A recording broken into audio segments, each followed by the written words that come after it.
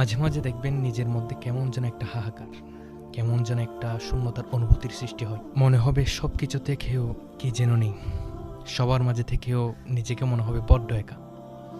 এই অনুভূতিগুলি স্পেশালি তখনই হয় যখন আপনি অনেক দিন ধরে আপনার রবকে ভুলে থাকেন, কিংবা আপনি রবের ইবাদত তো করছেন বটে, বাট পূর্ণ মনোযোগ দিয়ে করছেন না, দায়সারাভাবে খুশুখুজুবিহীন সালাত আদায় করছেন। যখন আপনি রাত দিন পার করছেন নিদারুণ এক উদাসীনতায়। প্রকৃতপক্ষে আমাদের সবার হৃদয়ে একটি অপূর্ণতা, একটি শূন্যতা রয়েছে, যে শূন্যতা আল্লাহ ছাড়া দুনিয়ার অন্য কিছু দিয়ে পূর্ণ করা সম্ভব নয়।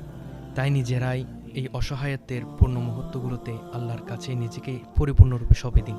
যেভাবে সম্ভব নীরবে, ফুপিয়ে অথবা হাও মাও করে আল্লাহর কাছে ইচ্ছে মতো কাঁদুন।